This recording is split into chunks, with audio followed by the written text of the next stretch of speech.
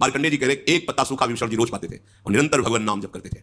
गए विभीषण पास पुनि कहो पुत्र बर मांगो, ते मांगो भगवंत पद कमल अमल अनुराग। ये बात मांगी, यही मांगना चाहिए, यही मांगने से मांगना मिट जाता है। ब्रह्मा जी विभीषण के पास गए और कहा पुत्र तुम्हारी तपस्या पूर्ण हुई, वरदान मांगो।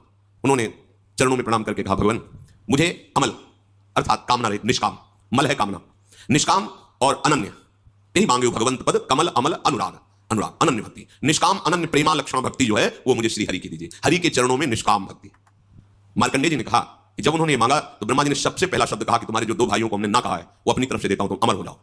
ये तो तुम्हें मिले ही, लेकिन जो दो भाइयों ने मांगा मैंने नहीं दिया वो तुम्हें दिया। अमर आज भी विभीषण राज्य कर रहे थे दिव्य लंका में। पीछे क्योंकि उस प्रसंग पे नहीं जाना था, तो जब दिग्विजय कर रहे थे राजसूय यज्ञ के लिए पांडव, तो उस समय घटोत्कच की पीठ में बैठकर समुद्र पार किया था और वहां गए, जब पता चला भगवान श्री कृष्ण के भक्त हैं ये पांडव, तो विभीषण जी स्वयं उनका स्वागत किया और कहा विजय की जरूरत नहीं है, हम हार स्वीकार करते हैं आपकी विजय। प्रणाम करके कहा था नहीं, हम आपको परास्त करने नहीं, आपका आशीर्वाद लेने आए। विभीषण जी अब भी विराजमान है लंकाधिपति के रूप में। जब सृष्टि समेटेगी तो साकेत धाम जाकर सदैव भगवान के, ये है भगवान की भक्ति का प्रताप। एक बात मांग लो जिससे सारी बात अपने आप पूर्ण हो जाती है, भगवान के चरणों की आसक्ति।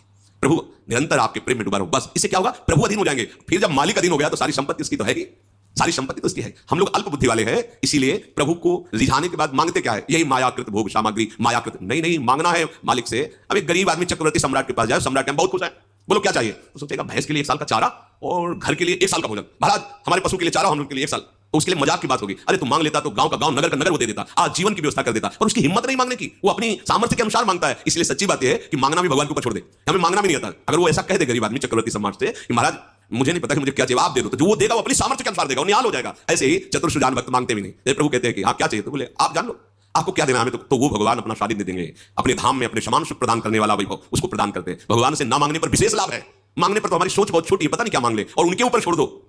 सुदामा जी ने मांगा था क्या, नहीं मांगा ना, चले काहे के लिए थे। पत्नी ने प्रेरणा यही की थी कि मित्र है कुछ तो दे देंगे, बच्चों का उदर पोषण करने की व्यवस्था तो हो ही जाएगी। पर सुदामा जी चतुर्सुजान भक्त थे, एक शब्द भी नहीं कहा अच्छा मित्र चलते हैं। तो बोले कपड़े जो नए पहने इनको उतार दो, रास्ते में चोर परेशान करेंगे। वो भी उतार के वही पुरानी जो उनकी धोती थी फटी लपटी वही पहना दिया। सुदामा जी ने सोचा कि अच्छा किया, अच्छा किया, पत्नी को समझाएंगे जाके कि बहुत जो है तू जाओ जाओ मित्र हैं दे देंगे, कपड़ा भी उतरवा लिया पहनाएंगे। अब भगवान ऐसे हाँ चलो, तो सोचा 2-4 सरफी तो होंगी मुट्ठी में, ये तो जानते घर की हालत की, खाने को भी नहीं। भगवान ने कहा इधर से जब आप जाना तो उधर से मुड़ जाना।